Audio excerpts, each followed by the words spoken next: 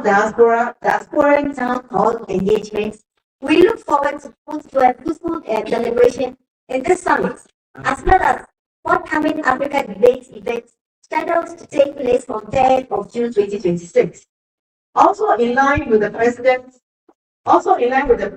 vision for promoting Ghana-owned businesses abroad, we shall visit public and private-owned businesses during the summit. We are grateful to the government and people of the UK for their long-standing bonds of friendship and business partnerships with Ghana. A lot has been achieved over the decades, and more will be achieved together. Thank you.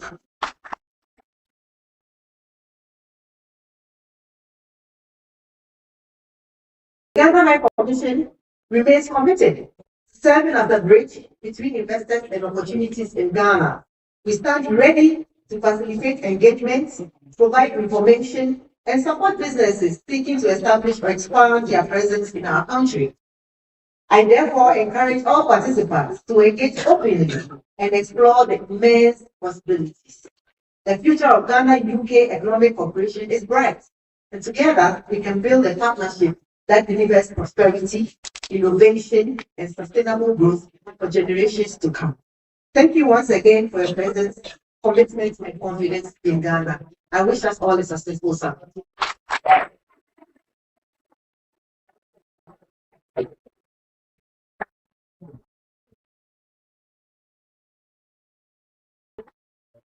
That's a great speech. Maybe the man, I think on my side of that debate club, definitely from practice. So, our next speaker is a seasoned diplomat.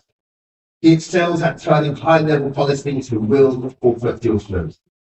His mandate is to direct the United Kingdom's strategic trade and diplomatic missions for Accra, and now serves as a vital commercial nexus between London and Ghana's beautiful trade opportunities, and actually the whole of the United Kingdom.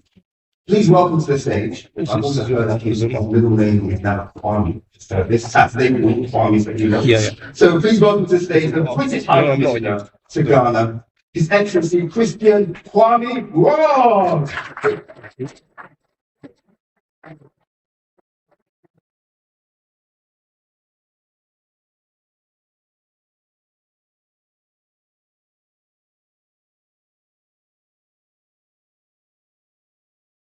Your Excellency, John Dramani Mahama, President of the Republic of Ghana, Honourable Ministers, Ghana's High Commissioner to the UK, or as we say in Ghana, my sister, Your Excellency, Salasita Benson, distinguished business leaders, ladies and gentlemen, good morning. And I think the fact that you introduced me as Kwame means that some of the video posts that we put out in the Ghana High Commission, in the British High Commission in Ghana, have landed. But I need to correct that.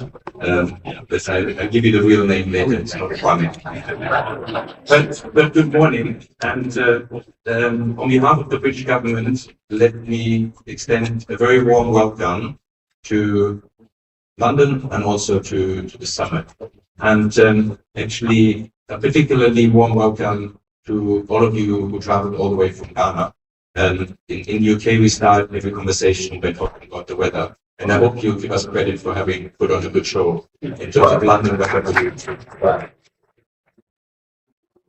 So as we are gathering here today for the summit, we do so with a very clear sense of purpose. We want to create new opportunities for investors, and we want to accelerate trade between our two countries. But we also recognize that even though we look to the future, we build on very strong foundations. And that's because the UK-Ghana partnership is already thriving. British businesses have been playing a prominent role in Ghana for decades, shaping sectors from banking to manufacturing. In finance, we celebrate 130 years of Standard Chartered's presence in Ghana, a powerful symbol of enduring confidence in Ghana's economy and financial sector. In manufacturing, Unilever's long-standing footprint has supported industrialization, local value addition, and job creation.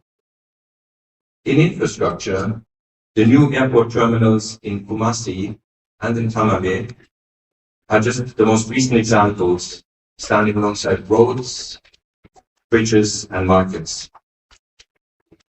In energy, Tullow, together with Ghanaian and international partners, discovered the Jubilee oil field in 2007, which transformed Ghana into a commercial oil producer. And more recently, the UK has supported renewable energy projects and marketed their development. In agribusiness, Blue Skies employs thousands of Ghanaians and exports fresh foods directly to supermarkets within 48 hours. And I checked that just last night. It's on the shelf as we speak.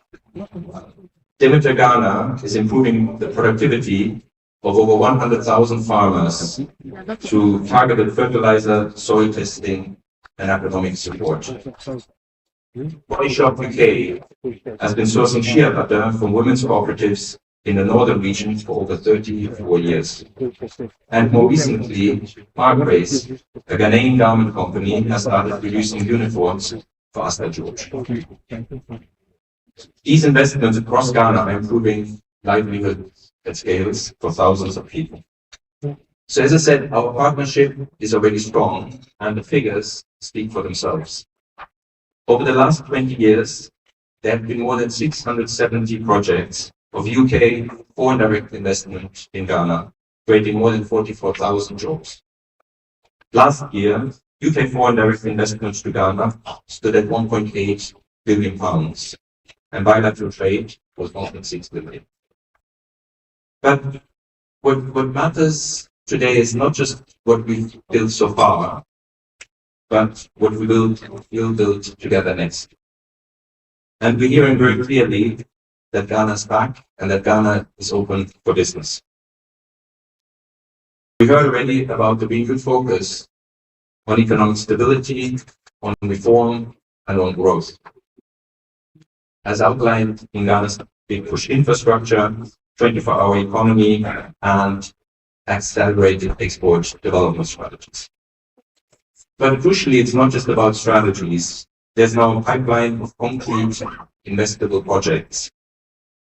And those projects echo the ambitions of the UK's modern industrial strategy. So the question for all of us in this room, therefore, is simple. How do we turn those opportunities into realities? And we think that the UK's role in this is clear. First of all, we bring capital.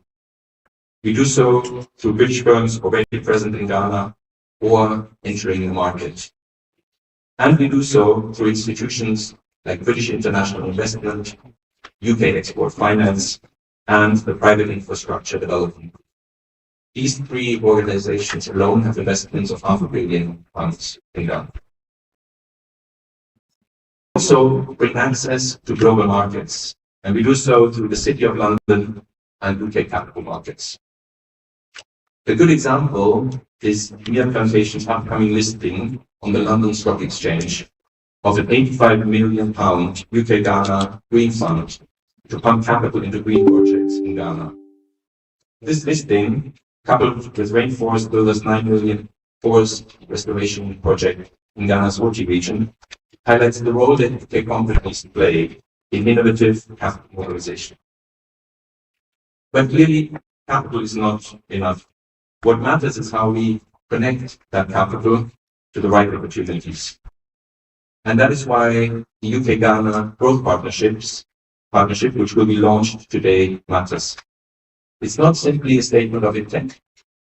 It's a practical approach to connect Ghana's investment pipeline with UK and international capital and to move from conversations to delivery. And through this partnership, and through initiatives like the UK-backed Deal Room at this summit, which will highlight over £400 million of investment opportunities, we want to identify bankable projects and accelerate them towards financial closure. And this is not just about the future. We're already seeing the success of these initiatives in practice, just as we start the summit. So today, I'm pleased to announce that the UK-backed private infrastructure development group Pitch is making its largest investment to date, £101 million ship repair and dry docking facility at Tattawadi Port.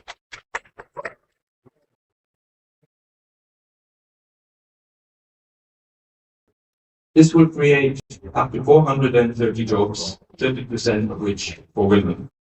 And it will strengthen Ghana's role. The minister rightly pointed out that this deserves a special but also it will strengthen Ghana's role as a regional maritime hub. So I'd like to acknowledge Pitch and Shipwright for their role in delivering this landmark project. Congratulations. Today, we are also launching the Green Project Preparatory Facility with the Ghana Infrastructure Investment Fund to turn valuable ideas into investable, climate-focused projects.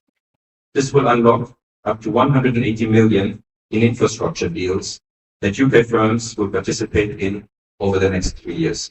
And please, can we also put our hands together? So these initiatives are significant steps in strengthening Ghana's infrastructure and in unlocking further investment by UK companies. But that is not all. UK exporters are expanding their presence in Ghana, bringing skills innovation and other expertise. The 4 million Eastwood Park and Mango Cliffs Health Partnership is a great example. And we estimate that our transnational education and science and technology partnerships will generate over £61 million in UK exports and expertise over the next 2 years. So, ladies and gentlemen, these are exactly the types of outcomes we want to achieve. Well-structured, investable projects that bring together Ghanaian ambition with UK and international capital and expertise. So let me end on this point. The next chapter of the UK-Ghana partnership will be defined by what we will deliver together. By the projects we develop and finance, by the businesses we grow, and by the jobs and prosperity we create in both countries. So this will require strong partnerships, and it will require a relentless focus on delivery. And on that, I pledge UK government's full support. Thank you very much.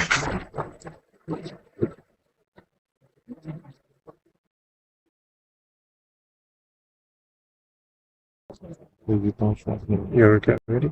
Before our VIP speaks, I want to make sure you're invigorated. So I'd like to welcome to the stage a cultural troupe called Kakachichi to come and show you a bit of Ghana.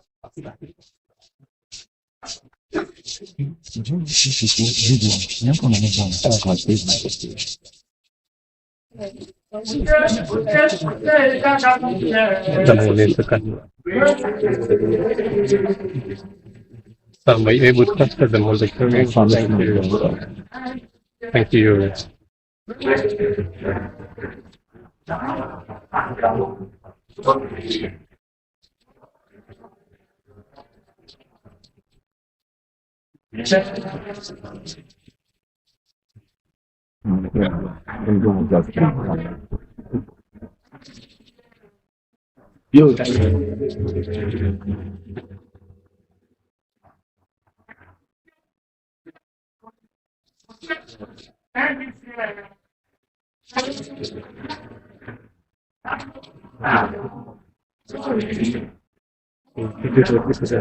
You just keep it on. Don't move it. Don't move it. Keep it there. No, there's no like that.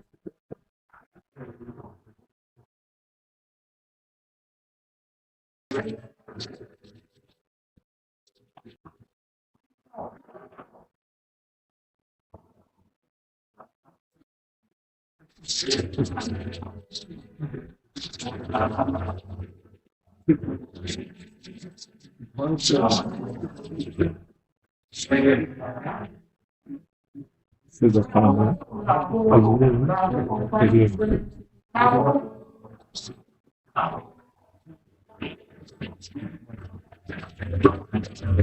This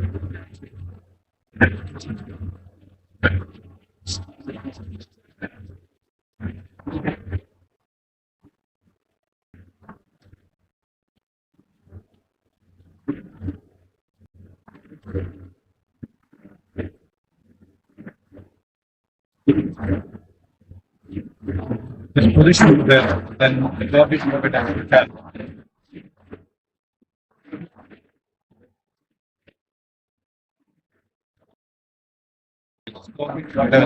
A request batch with the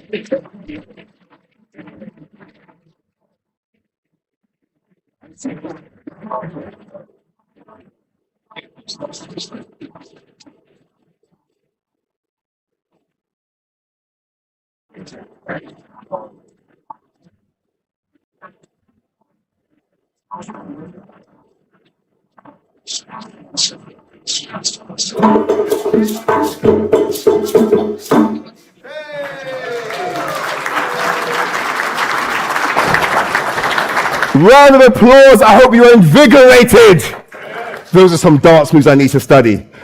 Wow. Let's keep the energy in the room. We're going to play a short video from GIPC. So if you can have that play, that would be amazing. Thank you very much.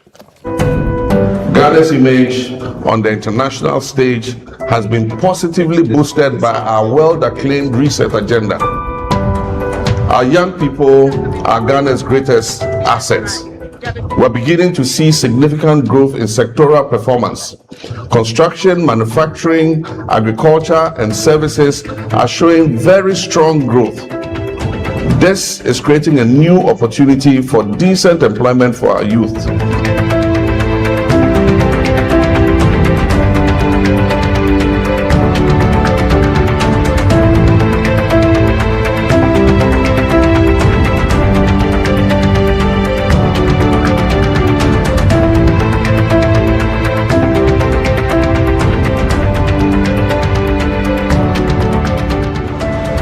We're accelerating economic growth and creating more opportunities for our young people. We've restored business confidence and have seen a significant increase in both domestic and foreign direct investment. We're working to achieve 30% share of renewable energy in our national energy mix, reducing costs and protecting our environment. Infrastructure is the backbone of development. We have begun the rehabilitation of over 2,000 kilometers of roads nationwide. We've restored a consistent supply of electricity and are expanding the rural electrification network to more than 1,000 additional communities.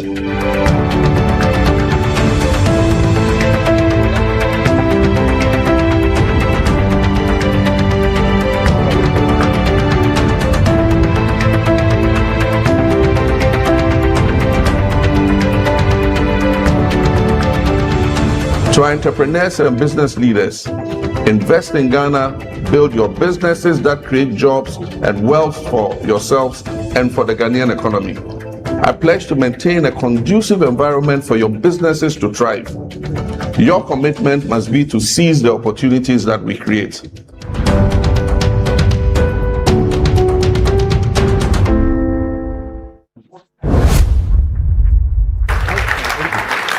Inspiration, inspiration. To formally introduce our VIP, His Excellency the President of Ghana, please welcome back to the lectern this summit's host, Ghana High Commissioner to the United Kingdom and Ireland, Her Excellency Saba Zita Benson.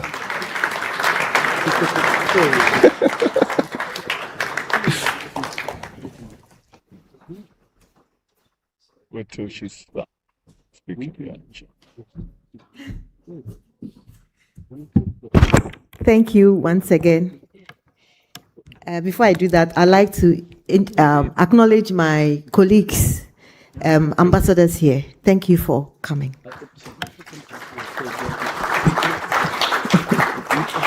Our keynote speaker is a distinguished statesman. He says I shouldn't read all, so I'll try and keep it. And a transformational leader who has made indelible contributions to Ghana, Africa, and the global community.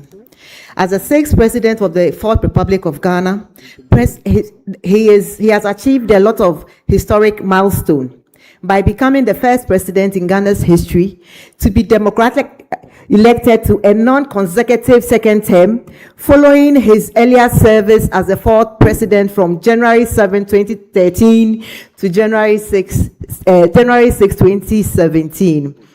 And now, president again.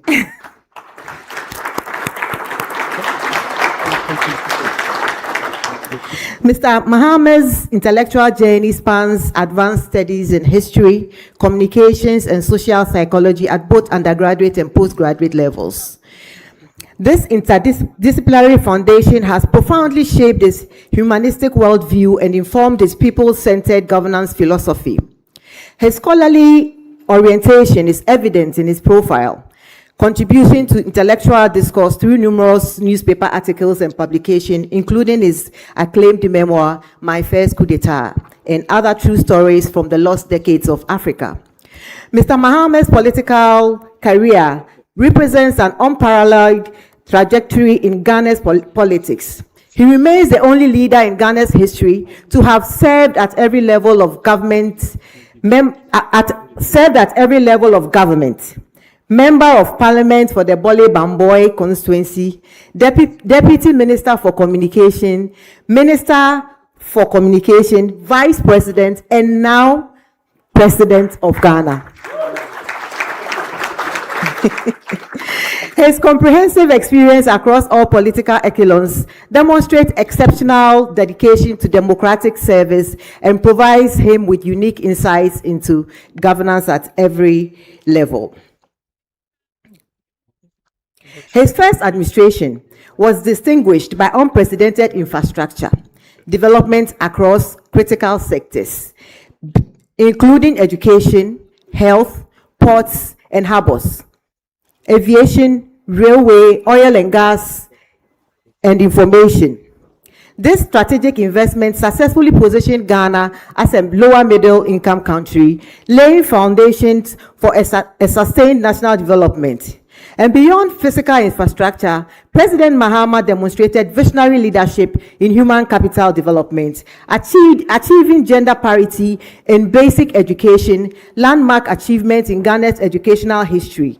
Mr. Mahama's commitment to social justice and gender equity is a defining aspect of his leadership legacy. His administration appointed numerous women to senior positions, breaking traditional barriers and creating pathways for female leadership. In a groundbreaking decision, he nominated Her Excellency Professor J. Nana Opoku Agyemang as his vice presidential candidate in both 2020 and 2024, the first of such nomination by a major political party in Ghana. And following our victory in December 2024, Ghana welcomed her first female vice president, marking a watershed moment in the nation's democratic journey. And I have to state that I'm also the first female High Commissioner to the UK and Ireland since 1957, 69 years. Thank you, Mr. President. I'm deeply humbled. Mr. Mahama remains deeply committed to agric development, and he actively champions modern technology-driven farming as a viable enterprise for youth, emphasizing value addition and productivity enhancement as pathways to prosperity. Mr. Mahama has been married to my own mother, Mrs. Lordina Dramani Mahama, for over 32 years, exemplifying stability and devotion to both his personal and public life. Mr. Mahama embodies the highest ideals of scholarship, democratic leadership, social justice, and international statesmanship. So at this point, it's my singular honor to call Your Excellency to bless us with your presence on the stage. Thank you.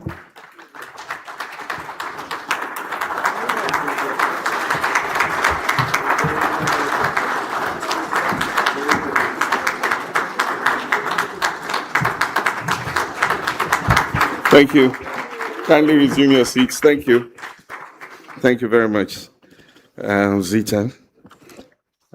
Let me begin by acknowledging our brother in Africa, we'll say our brother, His Excellency Christian Rogue, High Commissioner of the United Kingdom to Ghana.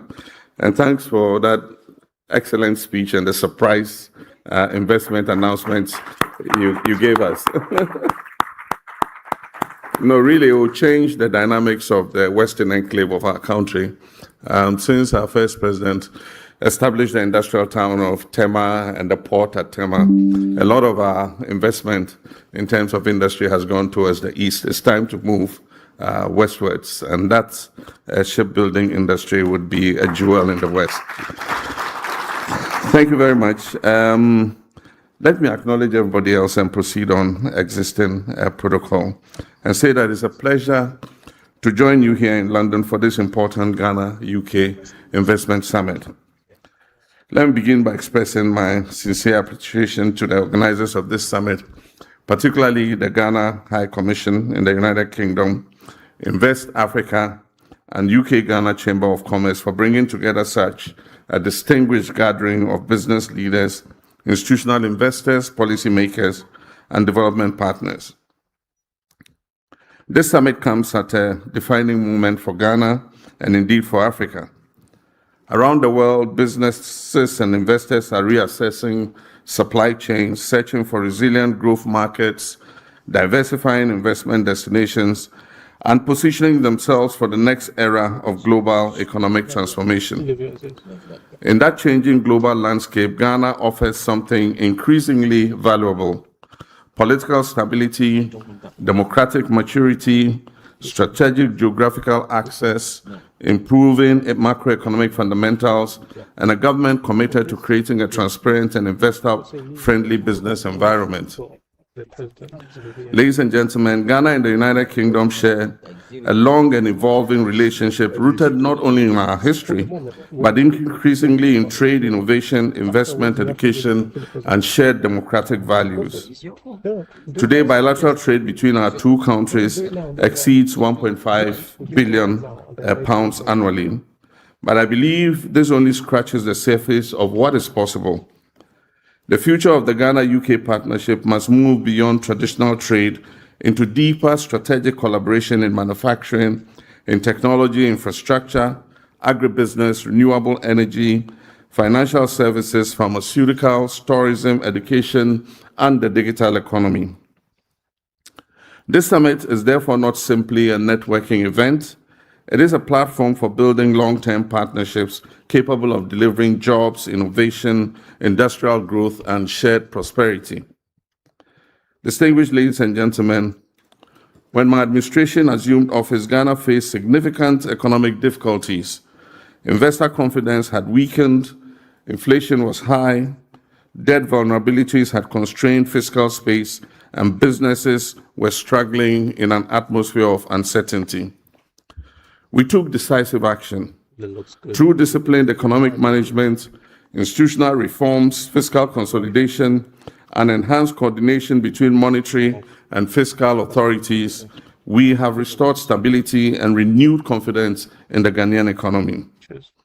Inflation has declined significantly from 23.8% in December 2024 to 3.4% as of April 2026.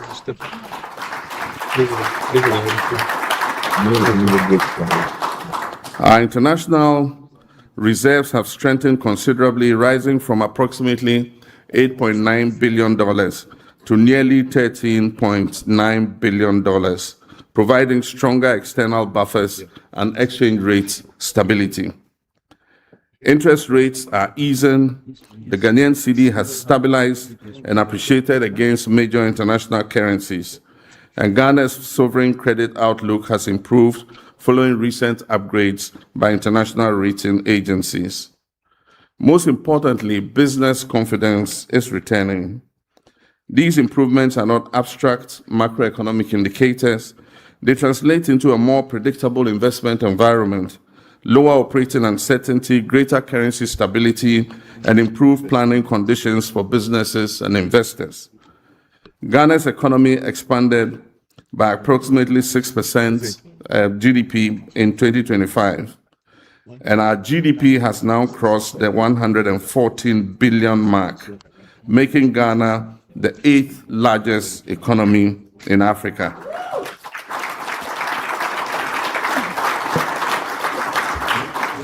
Ladies and gentlemen, our vision is clear. We're building a productive, export-oriented, industrialized, and technology-driven economy that creates opportunities for our people and competitive returns for investors. At the center of this transformation is our flagship 24-hour economy initiative and accelerated export development program. The 24-hour economy is not merely a slogan, it is a deliberate national productivity strategy that is designed to maximize the utilization of infrastructure, industry, labor, logistics, ports, and energy systems around the clock. It is intended to increase productivity, stimulate manufacturing, create jobs, boost exports, deepen regional trade, and improve competitiveness. We're aligning policy, infrastructure incentives, skills development, transport systems, power reliability, and financing mechanisms to support businesses operating beyond traditional working hours. This initiative presents enormous opportunities for investors in logistics, industrial parks, warehousing, cold chain systems, transport, agro-processing, manufacturing, the retail sector, ICT, and energy. Agriculture remains one of Ghana's most promising investment frontiers. Under our Feed Ghana program, we are modernizing agriculture and positioning agribusiness as a major pillar of industrial growth and export expansion. I can see my Minister of Trade, Agribusiness and Industry is excited about that one. We're establishing agro-industrial enclaves across the country, improving irrigation systems, supporting commercial farming, and expanding food processing and agricultural export. The opportunities in cocoa processing, oil palm, cashew, shea, horticulture, poultry, rice production, fisheries, and cold chain logistics are extensive. For investors seeking scalable agricultural opportunities linked to regional and global markets, Ghana offers both the demand and the strategic location for such production. In manufacturing and industrialization, we are prioritizing value addition. Rather than exporting raw materials, Ghana is positioning itself higher within the global value chains. This applies particularly to cocoa, gold, lithium, bauxite, manganese, critical minerals, pharmaceuticals, textiles, automotive assembly, and petrochemicals. Our objective is simple. Ghana must become a production hub, not merely a source of raw commodities. Ladies and gentlemen, The global transition towards green energy and sustainable growth also creates significant partnership opportunities. We're investing heavily in energy infrastructure, gas development, power reliability, renewable energy expansion, and grid modernization. We're pursuing strategic investments in solar energy, clean transportation, battery value chains, and climate-resilient infrastructure. An MOU signed with Tallow and the Jubilee partners will see an injection of almost $2 billion into an additional new drilling to unlock more gas for Ghana's power sector. Government is going ahead with a second gas processing plant to take on this additional gas. Distinguished investors, ladies and gentlemen, the digital economy is another major area of transformation. We recently launched our National Artificial Intelligence Strategy to position our country as a leading technology and innovation hub in Africa. We're investing in digital skills development through our Million Coders program and expanding opportunities in fintech, agri-tech, cybersecurity, data centers, health tech, and AI-driven services. Our partnerships are to develop Africa's largest integrated AI and technology hub, demonstrating our ambition to become a major player in the future digital economy. The opportunities for venture capital, private equity, technology partnerships, and innovation ecosystems are significant. Infrastructure development remains central to our economic transformation agenda. Through the $10 billion 5-year Big Push infrastructure program, we're accelerating investments in roads, railways, ports, housing, transport corridors, and aviation infrastructure.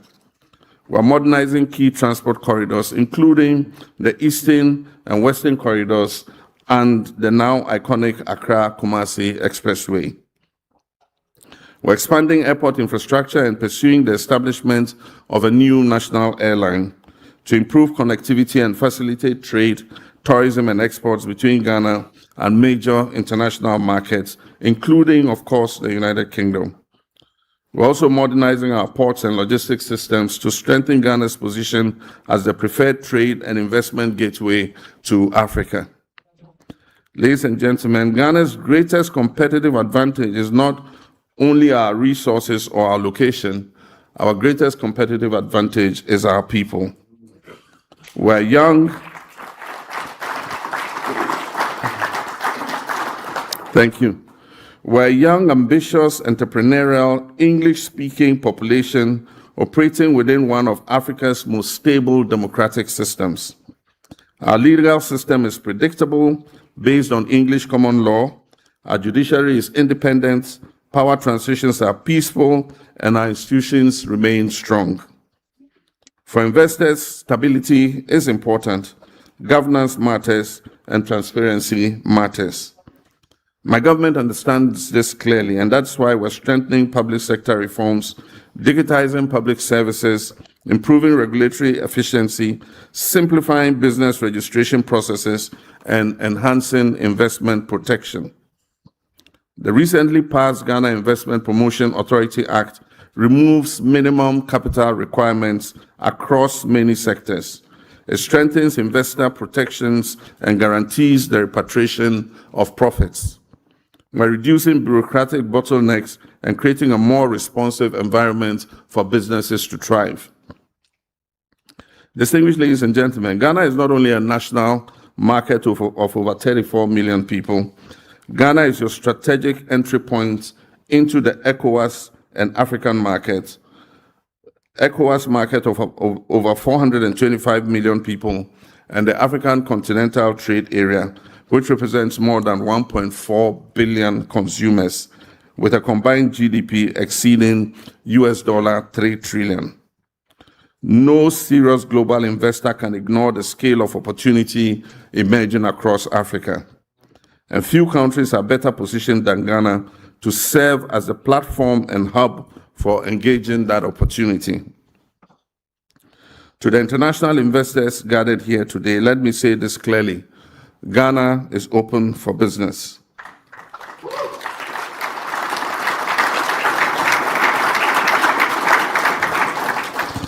We're open to partnerships that create jobs, transfer technology, develop skills, support industrialization, expand exports, and deliver sustainable growth.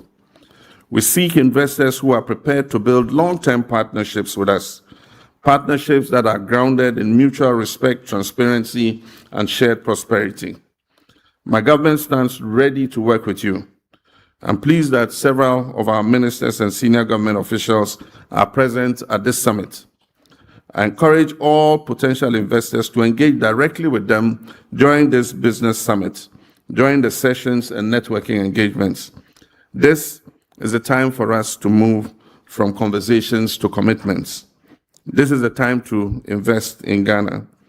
Together, let us build a partnership that not only delivers returns for investors, but also creates opportunities for millions of people across Ghana, the United Kingdom, and Africa.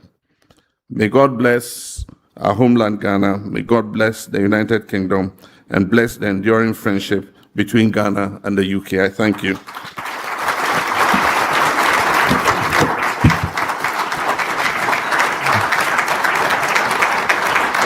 Thank you, sir.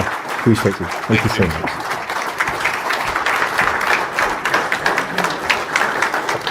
Inspiring. And I knew Ghana had changed when I applied for my Ghanaian passport.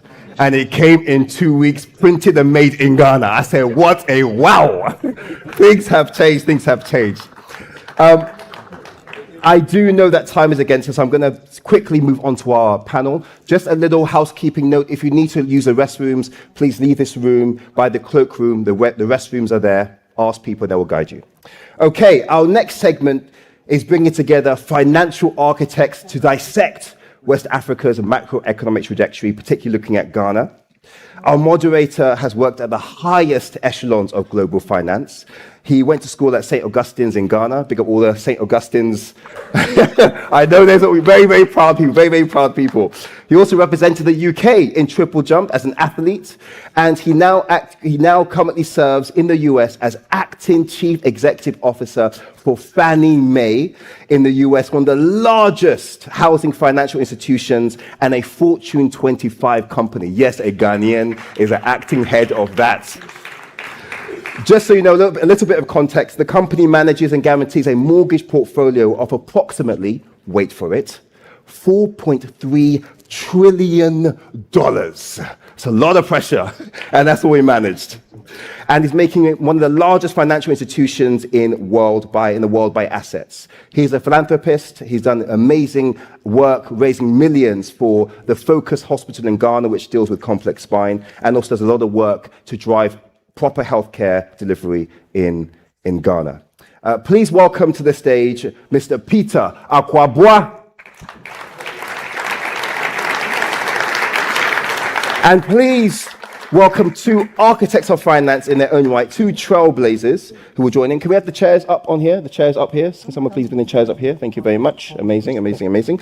We also have our two panelists, two amazing trailblazers in the world of finance. Please welcome to the stage Honorable Castle Ato Forson, the Finance Minister of Ghana.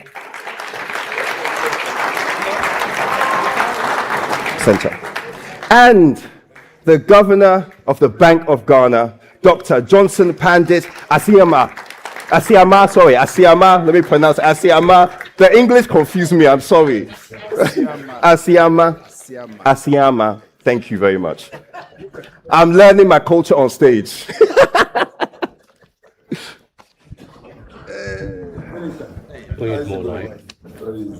Big boss, how are you? Good morning, everyone. Your Excellency, John Dramani Mahama, President of the Republic of Ghana. And given the time, I am going to say all protocols observed. We're going to go straight into the agenda. And of course, I welcome all of you because it is honestly a privilege and honor to be here. A few months ago, I was back in the UK on a business, and I happened with my brother, who's obviously organizing some of this, Paul. I happened to go to the High Commissioner's office. And, you know, when you have the High Commissioner, Madam Zita Benson, and my brother saying to me, you need to come back to moderate this panel, it is hard to say no. So despite all the busy schedule, I decided that I was going to come. So I arrived yesterday. I managed to listen to such an engaging town hall online, and I think you did a fantastic job. So I'm going to go straight into the questions, and I welcome, obviously, Honorable Minister and Governor as well.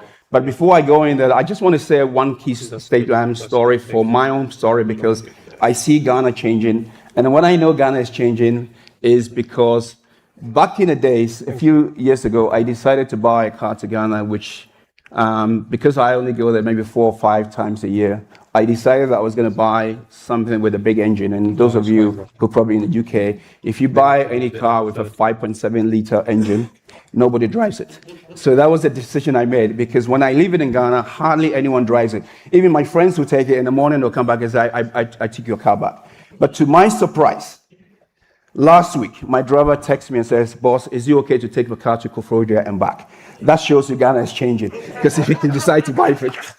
Okay, so it is changing. Just if my driver can do that, you know things are moving in the right direction. So I'm going to go straight into the questions and start with you, probably the governor. I'm going to ask the hardest questions first, and then we'll go into the easy ones. So first of all, what song gets the party going for you? What song? Several of them.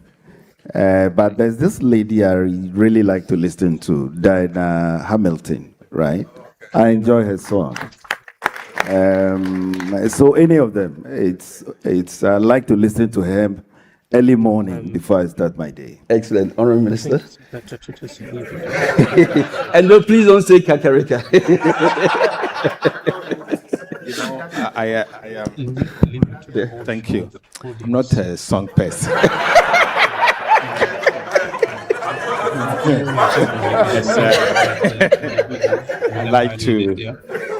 I enjoy to work. So the title of the song is I Enjoy to Work. Okay, so the next question for you is, I'll start with Honourable Minister. Just give me a sense around what do you do from the morning? How does your day start for you? Thank you very much. My morning starts at 6:30 a.m. in the morning. I get to work early morning, latest 6:30, because I try to catch up meeting colleague ministers before 8:30. So at least I will have 2 hours of work with colleague ministers before I start my official function at the ministry. And I leave normally at 7:30 p.m. So on a normal day, I make it at least 13-hour shift. 13-hour shift, that's excellent. That's good. What about you, Governor? Yes, so my day also starts at 6 in the morning. And the very first thing I do is to check what the President of the US has said and did not say the day before. And then, of course, what is happening to oil prices, what is happening to gold prices. If it looks good, then I know I'll have a good day. So that's how I start my day each day. That's great. Okay, then let's keep. So let's go into your leadership style. So just give us a sense around how you run the institution, Bank of Ghana. Let's give me a sense around your leadership style. So one of the new things we brought on board from last year when we got in was to adopt a consultative approach. We decided to demystify the central bank. And maybe the reason I adopted that style was, I went off the central bank for about 8 years doing other things. And during that period, I really listened. I listened to the public discourse. I heard the criticisms against the central bank. And so when I got back in there, it sort of told me what to do. I listened more. You can ask Mr. Gusitano. You can ask various groups. We bring them over. And for me, the exciting thing is how you are able to identify an appropriate solution after listening to people. I remember recently we returned from the IMF, and I kept seeing on social media the central bank was being criticized by some of these young people the influencers, the bloggers. You know, they receive some income from Facebook and the likes. But suddenly, those incomes were no longer coming in. And there was a lot of, agitation on social media. So my attention was drawn. And I said, please call them in. So they called them in, very young, about 12, 13 of them. And we sat down to try and understand the problem. In the end, we were able to identify. And for me, I was happy that we were able to solve the problem. Now they are receiving their incomes, without struggle. Yes, go ahead and clap. I enjoy it. And we meet other groups, Guta, for example. They've come over several times. You name it. I tell them, when you have a problem, it's a joint solution. I have the same interest as you have. And I think that has been working, the consultative approach to policy making. I would say that is what is making a difference for us. Excellent. Thank you so much. An active listener, and I actually can testify to that, because when I met you, I could just detect that you were an active listener. So thank you for that. What about you, Ordinary Minister? I get very much involved in what we do at the Ministry of Finance, from the technical details to policy making. And I try to involve the budgeting, tax policy, public debt management, almost everything. I get very much involved because of the gravity of the situation we're in. You needed to ensure that policy actually begins from the technicality to where implementation actually happens. And so from day one, and let me put it this way, I've had the privilege to work at the Ministry of Finance before as a deputy minister. And I was there from 2013 to 2016 at my young age. I was 34 years at the time, and my minister then actually encouraged me to get involved. And so I really got involved at the time. So going back to the ministry, it was very easy for me to get involved. So I do not lord it over the technical people that I'm a minister, so they should take decisions and bring it to me. And so gradually it has become the culture, and the ministry staff believes that this is not your normal minister who you can just bring a document and that becomes final. They know that I will drill down to the minutest of the number and obviously question the rationale behind it. And gradually it's resonating, and it is what is actually doing the trick at the Ministry of Finance. Asebo, technical leader. I like that. So Governor, now let's pivot back to Ghana, our motherland. We know that we are seeing a lot of stability in Ghana. But let's just get back to how did it all begin, and what was the turning point that you saw that we are moving in the right place? And I would then come to the Honorary Minister as well. Right. So when we got in yesterday, remember, we didn't just get in. We had done a lot of work. Me and the minister, we've been doing a lot of work together. We understand each other. Many of the issues that we came to meet, we had already analyzed. We had developed solutions. And so immediately, you remember, we had to tighten monetary policy quickly. Why? Because there were some policy missteps the year before. And so inflation was still high. The exchange rate was still very volatile when we came in. So much liquidity had been injected since 2022.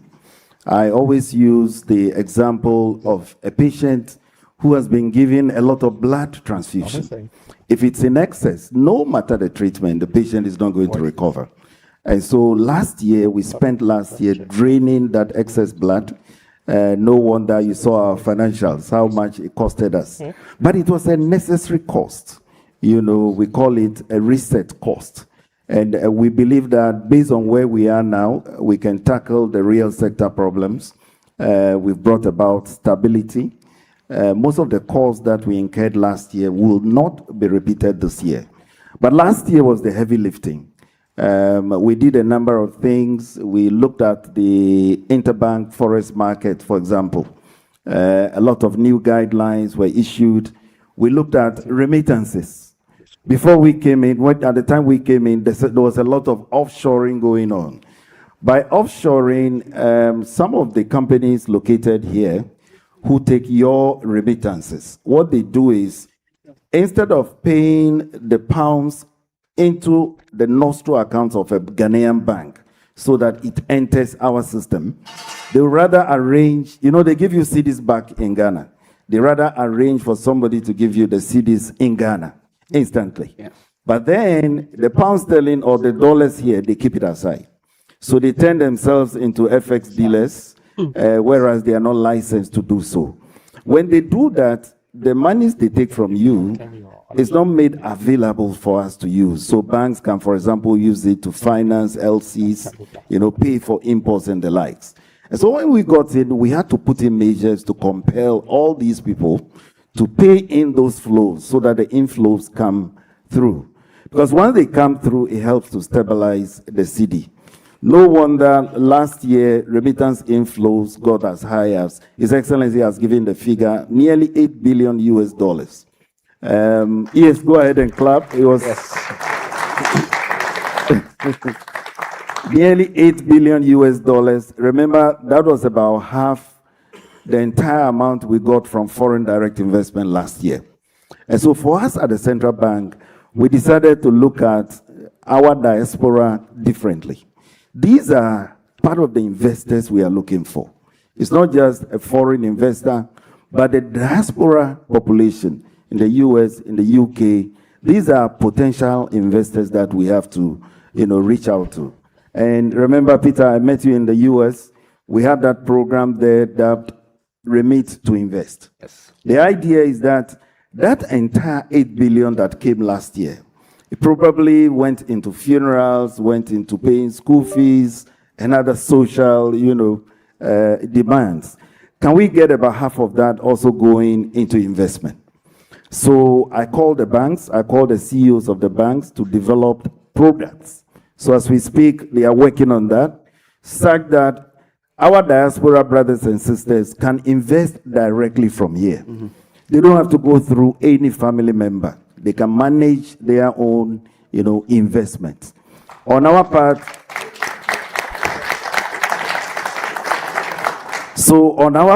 we looked at one of the things we came to meet was they have this gold coin that some people have purchased, physically. Yeah. So we said, why don't we tokenize it? When we tokenize it with your little sums, anywhere you are, you can invest, you can buy these. So as I speak, we are in that process AI and to tokenize our gold, demonstrating and all our that ambition is to meant become a to major diversify player in the the future investment digital opportunities. economy. So the diaspora Opportunities can for venture participate, capital, private directly. equity, The banks technology are working on partnerships, and some of those innovation products as well. ecosystems So at are the right time, significant. there will be, clarity on Infrastructure what to do. development remains But I central think to our the economic diaspora transformation population, agenda. must be Through taken the $10 seriously, billion and we at the Central Bank are 5-year doing big just that. push Thank you. infrastructure program, we're accelerating So, investments in roads, before I go railways, to ports, Honourable Minister, housing, transport what has corridors, been one of the and hardest aviation decisions you've had to infrastructure. take with this whole We're modernizing key stability transport and- corridors, including Hardest the hardest eastern decision. and western We corridors, take it every day. and the now take iconic it every Accra day. Kumasi I just need Expressway. one. And maybe We're before I go expanding to the airport one, infrastructure the and job of a pursuing the central bank, establishment we are like of a new a national soccer airline referee. to improve Unfortunately, you and might be my aviation relative, infrastructure. but if I have to show you a We're red modernizing card, key I have transport to do what I corridors, have to do. including Hardest the decision, eastern any and time we western take corridors it every day. and Don't make the you now popular. We take it iconic every, Accra however, Kumasi it's in the Expressway. interest of the country. And maybe We're before I go expanding to the airport one, infrastructure and pursuing the establishment we are like, of a new but national it's the nature airline of the job. to improve But I think, unfortunately, you might be my aviation relative, but infrastructure. if I have to show you a We're red modernizing card, key I have transport to corridors, go coming in, including the the eastern time we and announce that the new government don't and make the you now popular. You want to be a iconic big Accra however, it's Kumasi in the Expressway. interest. Everybody will want to be liked. And maybe We're before expanding I go to airport the one, infrastructure and you pursuing the know, establishment. we are like, sort of have my MPC go down as somebody who was coming to be, but then after doing the analysis, we saw we needed to hike. We needed to just hike. But I had the support from my colleagues, and we did that. That single action saved us. So you see, no wonder after that hike, the easing cycle just started all the way until end of last year. The easing cycle would have continued, but for the Middle East crisis. And that is the elephant in the room currently. We do hope that the Middle East crisis will be solved anytime soon, and then we'll continue that easing and get to where we want to get to. Yeah, and by MPC, you don't mean member of parliament, but you mean monetary policy. Monetary policy committee, monetary policy committee meetings. Okay. Yes. Honorable Minister, same thing. Ghana stability was a turning point for you on a physical side, and then of course, what the hardest decision you've had to take. I think for us, we got in January. I was appointed in January, and we had to prepare our first budget. So the first budget introduced 22 amendments to existing laws and introduced new laws, 22 in number. This is to ensure, one, that we take control of public expenditure. And so across the economy, we've now taken control of public expenditure, not only central government, but general government. Because we realized that in the last 10 years, public debt has been increasing on account of not only government expenditure, but also stock flow adjustment. Stock flow adjustment, simple put, is the state-owned enterprises transferring their debt into the central government, about 2% of GDP. In fact, actual number is 2.5% of GDP. And so we introduced the commitment authorization that yes, you can be a state-owned enterprise, but we need to approve the kind of expenditure and the kind of commitment, just to make sure that that 2.5% of GDP of additional debt every year does not reoccur going into the future. So for now, we've stopped it. Then number two, we need to ensure that our own ministries stay according to the budget. And so the commitment authorization actually has assisted the government to take charge of expenditure. In fact, we set expenditure at the time 2025, we set it to 2023 levels, nominal, not real, nominal. To that extent, we were able to reduce expenditure from primary expenditure from 18.7% of GDP to 13.5% of GDP. 1 year. So you could see that expenditure cut in 1 year was in excess of 5%. But this did not affect growth. The non-oil GDP growth actually grew from 6.1 to 7.6% in 1 year, even though we reduced expenditure by 5% of GDP in 1 year. Overall, what we've seen is that by cutting expenditure, we have actually assisted the central bank to be able to control inflation. And it was important from that stand. Then secondly, we needed to ensure that we capture our gold to control the gold export. And so we introduced what we call the gold board. And the gold board was to ensure that gold that was hitherto leaving the country through smuggling and the country was not benefiting from the value chain is actually stopped. And so what we did was the introduction of the gold board alone, once calendar year, we were able to buy gold up to 14 billion United States dollars. And that 14 billion assisted the central bank to be able to build reserves. Today, the central bank has a very healthy reserve position. And this year, we expect to buy gold at least 20 billion United States dollars. That will assist. And so clearly, that is what has actually accounted for the healthy reserves position and the central bank having the firepower to stabilize the currency. In one calendar year, our currency actually appreciated by 40.7% one single year. This is largely because we've taken charge of our gold. Not only that, we also introduced the sliding scale so that we can capture the economic rent coming from the gold. The World Bank estimated that Ghana loses an average of 20 to 25% in economic rent. What we needed to do is to introduce the sliding scale since we did not have a windfall tax. That is in place and the country is benefiting from that. Again, it was important that we rationalize our taxes and to ensure that at the minimum, Ghana get the value of what we are supposed to get. In fact, it has been the most difficult one. Let me put it this way. First, we had identified some form of nuisance taxes that had to go. And it was the president's campaign promise. So as minister, first thing I need to do is such like e-levy and all. So yes, when the president asks me, are we able to remove it? I have to say yes. We'll remove them. But we'll have to make sure that we don't lose revenue for national development. So we remove all of this nuisance tax, betting tax, and all of that. At the same time, we needed to ensure that we grow revenue. 1 year, we've been able to move tax to GDP from 12.3% to now 13.2% and going to 14% of GDP this year. This is because we first decided to rationalize VAT.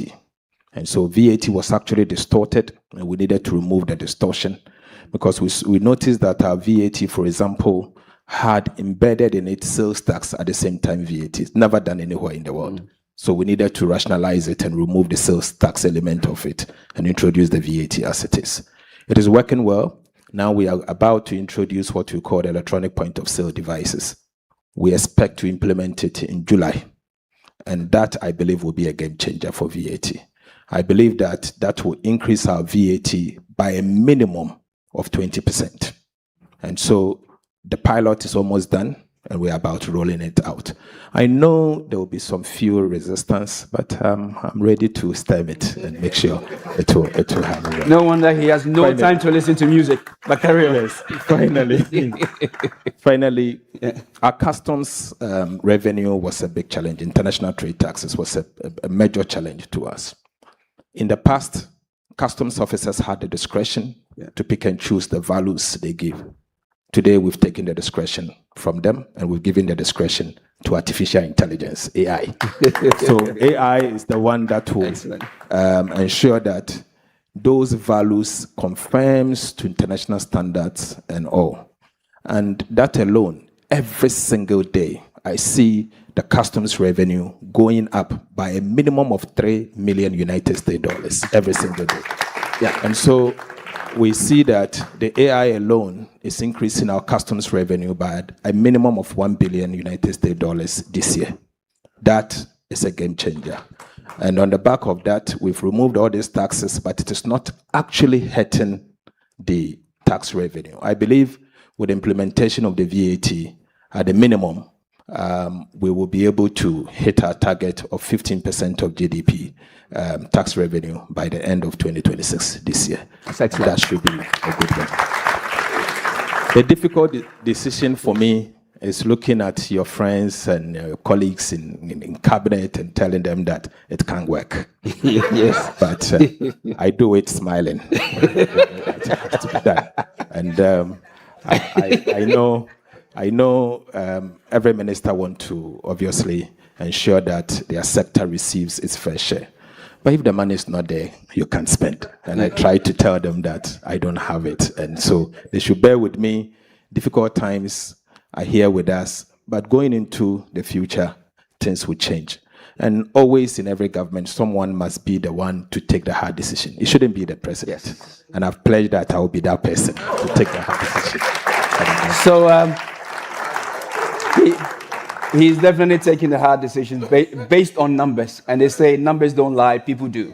Okay, so I'm going to take questions from the audience, maybe one or two. Not yet, please. The mic will go around, but I will ask one question and I'll come back to the audience. So if we can start getting the mics ready.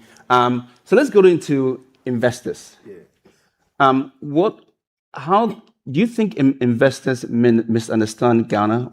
I'm curious to understand, what would be one thing or two things that you think they understand about the Ghana economy right now? Well, I can understand if investors misunderstand us. If you look at where we came from in 2022, it was a real watershed. The domestic debt exchange program, the haircuts, as they say, once bitten, twice shy. So I can understand some hesitation. But from last year, a lot of work has been done, lots of work. We have changed legislation. The minister has spoken about it. You look at the Central Bank Act, for example. Some of the things that happened in 2022 can no longer happen now. Talking about excessive central bank financing. As you know, that led to part of the problem. That cannot happen anymore. The minister, he mentioned about the new legislation is introduced, the fiscal rules, you name them. So we want to engage the investors and tell them, look, we are building back better. What happened in the past belongs to the past. His Excellency has mentioned that Ghana is ready. We believe now we are ready. The stability is real. But for the Middle East crisis that is ongoing, probably by now interest rates would have been below the 10% I'm praying for. It was just the Middle East crisis that sort of introduced a pause. So once that problem gets resolved, we'll see that trend continue. Now, there are a lot of good things to come. In my mind, I'm looking at an international financial services center, in Accra. I mean, think about it. The whole of Africa, there's none. You go to the Emirates, each of them has an international financial services center. So why not Ghana? We have all it takes. And so in my mind, maybe in the next 2 years, 3 years, we can do that. Think about it.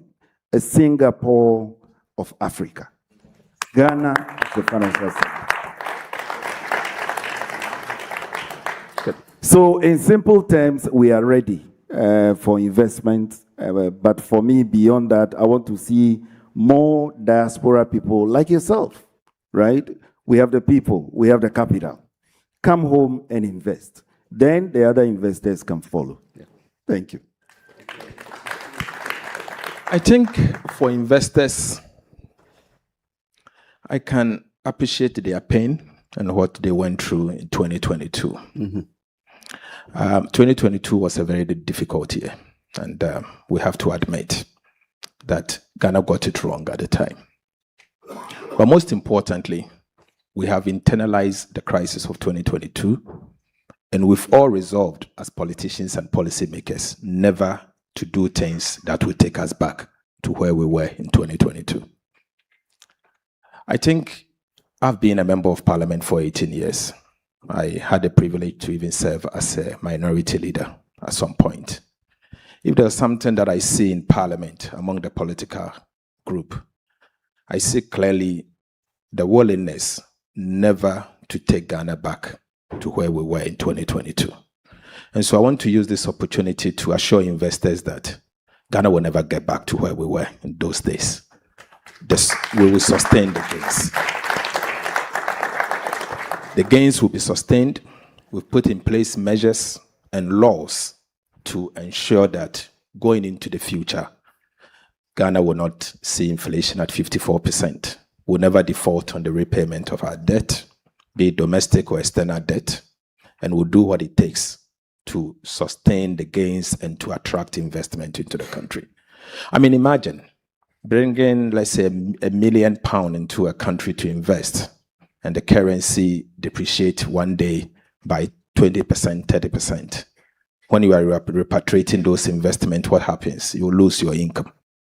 Today, we found a way to ensure that we capture our gold. The central bank is building reserves up to 15 months of import cover. And this is the kind of reserves you see in the Middle East, among the Asian tigers, seeing 12, 13 months of import cover.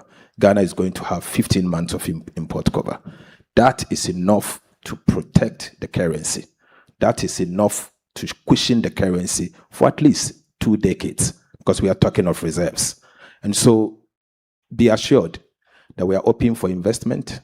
Our tax policies are very transparent, regulation works, and the country is ready to attract investment. And so if you decide to come into the country, the Ministry of Finance, the Bank of Ghana, and other sectors, we are all ready to welcome you, and be assured that we'll work for your businesses to survive and where possible, repatriate your profit to your country or reinvest those profits that you make in Ghana. Thank you. Thank you so much.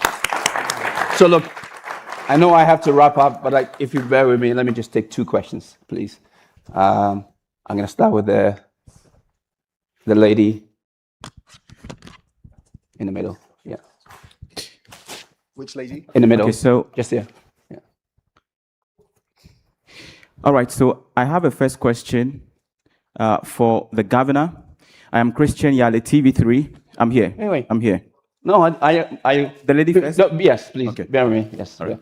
Mr. Minister and the Governor, my name is Dr. Christina Yan Zhang. I co-chair a task group at the United Nations using AI for people and planet.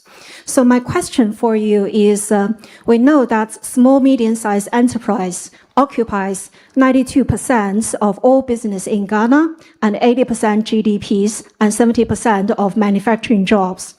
So my question for you is, what can we do to support SME financing using emerging technology? Consider the government is currently drafting the emerging technology bill to make financing for SME smarter, faster, and easier, so that actually we can become the first Wakanda country in Africa and lead major constructions and prosperities for the whole continent moving forward. Thank you. So, SME and technology. I'm going to only pick one of them to answer. So there was two. Yes. Thank you. And the governor will have to speak to this. But let me say that the banks needs to do more than what they are doing today. Today, the banks in Ghana are lending approximately 11% to the of GDP to the private sector. If you are to compare that to our peers like Nigeria and other countries, they are doing double digit, like 20%, 30% of GDP. And so clearly you can see that the banks are not actually lending to the private sector, and most particularly the SMEs. This is obviously because of the boom and bust cycle that we've seen in the past, and also government expenditure. Some of the banks find it more attractive to lend to government at, say, 30% on a treasury bill than to lend to a private sector, maybe 35 or 40%. Today, we've successfully reduced the treasury bill rate to now 4.8% from the 30%. 91 days treasury bill then at the time was 30%. Today is 4.8%. Yeah. And the government is not borrowing as much from the private sector.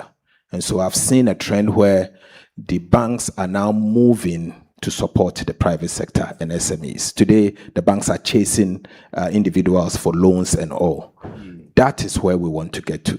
Because you can't have an economy where the banks only lend to government and government use the money for the purposes of government expenditure. It's beyond that. And so gradually what we've done, I've also seen in the past government agencies, we give the money to them. We borrow, for example, from the treasury bill market and give it to government agencies. They transfer it to commercial banks, and commercial banks end up lending this money back to the state. That has stopped because we operate strict TSA, Treasury Single Account. Yeah. So the money will be with the central bank. And when you need it, you go and take it. Don't let the central bank, the private sector, the banks bring the money back to us. Yeah. So these are some of the things we are doing. But I'm working with the central bank to ensure that gradually they introduce regulation and measures to compel some of these banks to lend to the SMEs. But since it's a matter of regulation, I will let the governor speak to it. Yeah, and I'll let the governor speak, and I'm going to wrap up after that. I know I'm... Yes, so, yes, it is true, just as the minister has said, in terms of the amount of credit that banks give to the private sector, Ghana lags behind when you consider it as a ratio of GDP. Our peer countries are doing 3 times, 4 times, 5 times what we are doing. So we need to do more. But you can understand, it all has to do with where we came from. The high interest environment, where banks were lending at 35%, 40% a year. If you lend money to anybody at such levels, certainly the person will default. And so banks were hesitant, and at the same time, government bills offered alternative, avenues. So that's why in the past that wasn't happening. Now, with the stability that has returned from last year, we've noticed a new trend. Private sector credit is beginning to recover. But what the banks are telling me is they are not able to find enough bankable projects. I engaged them a couple of weeks ago, and then I asked them, who has to create those for you? There should be a way to convert raw ideas into bankable projects. And so we're brainstorming together. We're saying, oh, there's the Ghana Venture Capital, fund. Should we set up a unit there where we say, look, if you have any rough idea you want to turn into a business plan, just go there, they'll help you to put it together. And then after that, you can approach a bank for financing. But fortunately, I spoke to IFC. IFC has something along that line, just to help people to convert those raw ideas into a form that a bank will be, happy to look at. So it is a general problem, not just for SMEs, but something really needs to be done, to shore up private sector credit. But one thing we are doing for the individual level, we are pushing ahead with digital credit. It should be possible for people to raise amounts on their phones. It should be possible for someone who wants to start a watche business and needs just 20,000 cedis to go on the phone and then raise that capital, manage it all by themselves. And so we are working on the technology side of things. Very soon that constraint will be addressed. So yes, it's a problem that we are aware of. It will go away. We just have to sustain the low interest rate, stable exchange rate environment. It's a new regime altogether. Our people are not used, to operating at this level. So we are looking forward to see the global shock go away, and then we'll return to these ways again. But certainly we'll do something about access to credit going forward. Okay, thank you. Am I done, or should I carry on? One more question. Okay. You're so persistent, so I'll let you ask this question. I've been spending 5 minutes watching you. Yes, because I'm Christian Yale. I'm the parliamentary correspondent for TV3 Ghana. Okay. And this question is important to me because of all the issues we've had around cocoa. So I want to ask the governor, I know that cocoa is a national asset. You've announced that there's going to be at least a $1 billion, funding or cocoa bond or local bond, if I should put it that way, to be issued by the Ghana Cocoa Board. So my question simply goes as this. Can the Ghanaian banking sector handle such huge issuance, given all the regulatory hurdles? And tied to that, how is government thinking about it? And also, lastly, are there going to be any regulatory support to make it a reality? Simple. Thank you. So the issue of cocoa financing for Cocoa Board, I know there are plans to introduce some new regimes. The minister is working hard on that. But yesterday I had a discussion with them. They should be able to issue commercial paper. So instead of just going to borrow from a bank, because there's a limit to how much you can take from a bank. We link it to the amount of capital that the bank has. So if the amount, the ratio will go, above the regulatory levels, then that loan cannot happen. So there are constraints. But the good part is they can issue commercial paper. The question is, if it is secure, if the facility is well structured. We have over 100 billion in pension funds. So why do we struggle to raise 4 billion cedis when there's 100 billion sitting in pension funds? So I told them it's about structuring it well. Assigning those contracts in such a way that you take away, the risk that is inherent. That way, these funds can, patronize your commercial paper. So that issue should be addressed very soon, but it shouldn't be a sole dependence on the banks. We should use the capital market, right? Because the funds are there. Now that treasury bills have gone down, people are looking for where to place their investment. So it's all about structuring. And I'm working with Cocoa Board together with the minister to put together some commercial paper. I'm sure within the next 1 week or two, that problem will be addressed. Thank you. So we have a little bit more time for some questions. Okay. Yes. Okay, so I'll carry on. So thank you. The transaction advisor that we contracted to put together the Cocoa Board new issuance have just submitted their report. And I think we are ready to issue the paper anytime soon. It's going to be commercial paper. Non-residents will be invited to participate. And we are not solely relying on Ghanaian banks. We rely also on pension funds and also on non-resident investors. We'll issue it 3 tranches. Tranche 1 will be able to cover up to 2 months of purchases. Tranche 2 will cover another 3 months of purchases. And tranche 3 will cover the rest of the season. We have structured it in such a way that the receivables will go into an escrow arrangement, and we'll use the same receivables to repay those facilities. We have structured it again in a way that we'll retire it within a period of 8 months. So 8 months, the debt will not exist, and the following season we'll reissue it. The old syndication served Ghana well for at least 33 years. Even though it provided liquidity to the central bank, to the Ghana Cocoa Board to be able to buy cocoa, it denied the country from value addition. And so we believe that we need to depart from the old structuring. And so this new structure will mean that since the cocoa is being purchased by our own resources, domestic bonds that the government of Ghana is working closely with the Cocoa Board, we'll be able to process a minimum of 50% of cocoa purchases locally. So that is in place, and we are ready to launch. I'll be going to Parliament after the President approves and the Cabinet approves the new Cocoa Board bill to get a new Cocoa Board Act in place. I believe that that will be done, give and take, by the end of June. And so Cocoa Board will not only get new financing, but to be reformed completely. We want to ensure automatic pricing, just like we have in other countries where Cocoa Board will be able to buy cocoa beans from the farm gate at prices determined by international market. And the cocoa farmer will be guaranteed a minimum of 70% of whatever cocoa that they produce.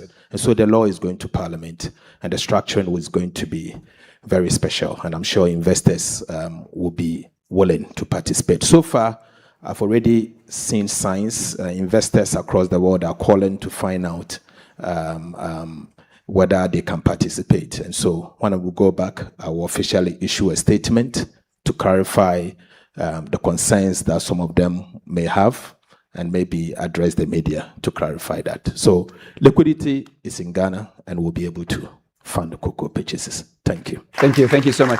Okay, I'm going to ask only 2 more questions. So I'm going to ask this gentleman to ask the question. Wait for the mic to get to you. He's just standing. And then I'll come to the side. And then I'm done. Yes, please. Thank you very much. Your Excellency, we are really very proud of you guys for what you are doing. It's quite refreshing when we hear what is going on in Ghana at the moment. Now, piggybacking on what you said with regards to mobilizing the resources of the diasporans, I've the research. This one, I met the Ethiopian High Commissioner to UK. I'm also sitting here with the GMPC Deputy Managing Director. And we're having a conversation. And for instance, he was telling me about the exploration that they need to do.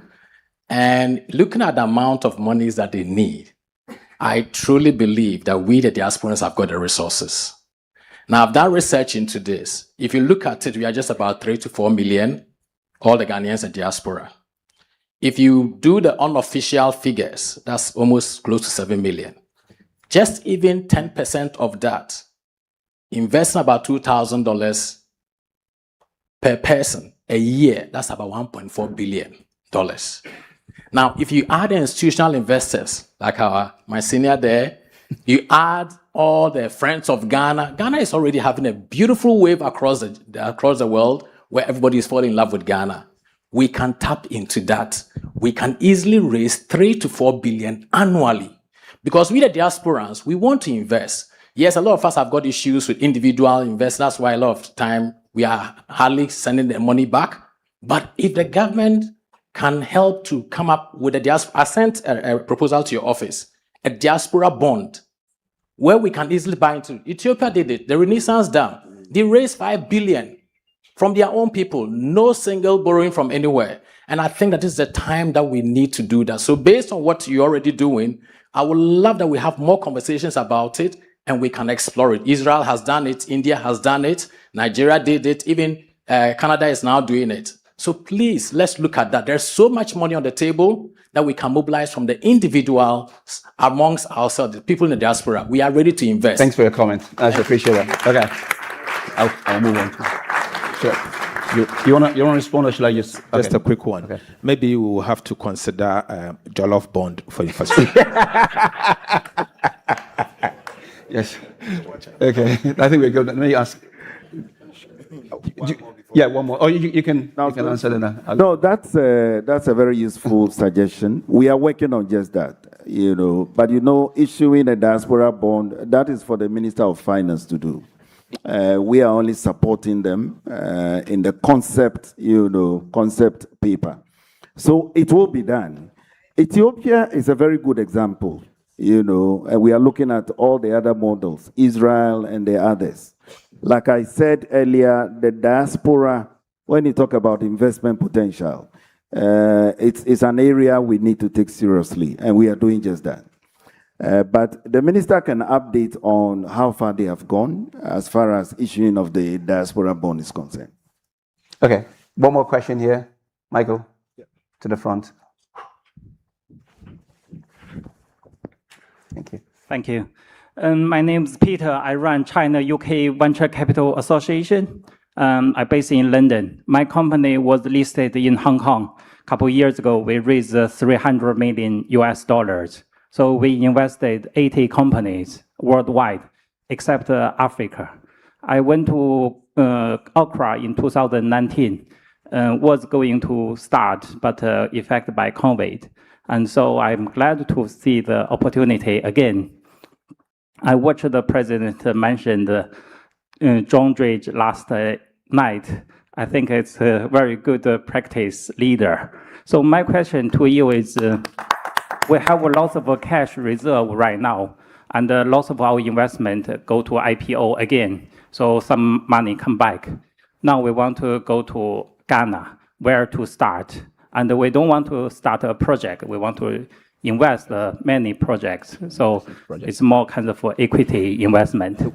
Thank you. The cash reserve on investing into projects. Into projects. No, not. Yeah. Yeah. Yeah. Okay. Thank you. Let me take the issue of investment in projects, and the governor will take the cash reserve issues, since it's a central bank specific.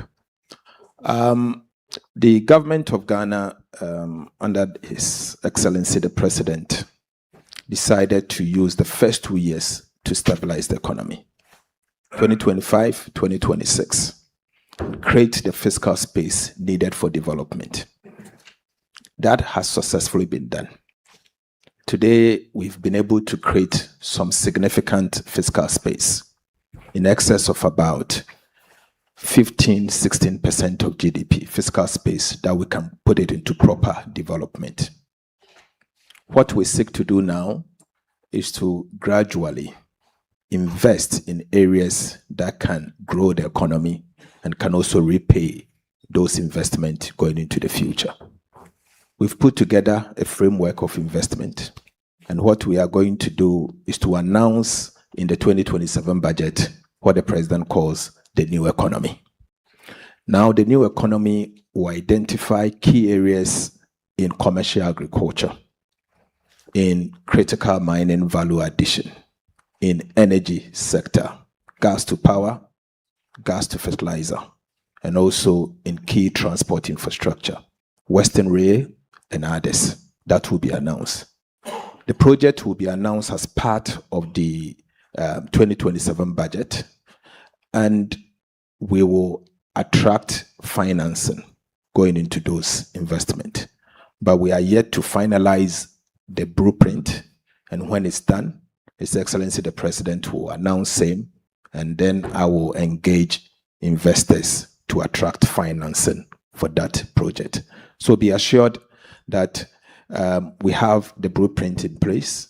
We want to attract the kind of UK export finance. We want to attract the kind of hedge funds and businesses that you have so that we can get a financing. to develop the country. The potential is there, but we will invest in self-financing investment.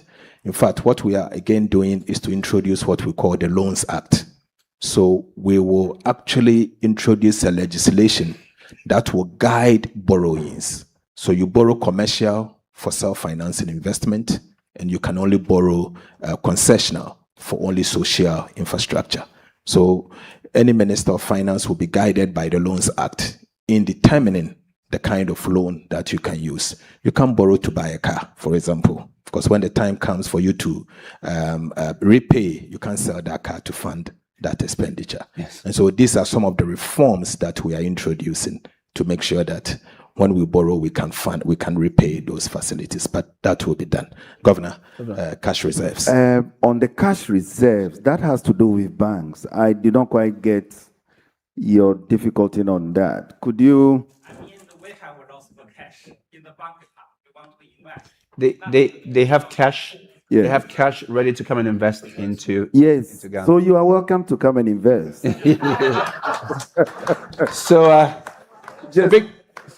So big boss, they will speak to you offline and give you some ideas around what to come and invest. But rest assured, there's plenty to be invested in Ghana. So they will talk to you offline about that. Yes, we can do a bilateral on that. Yes. So let me take one more question. Where is it? Okay, here, and then the lady.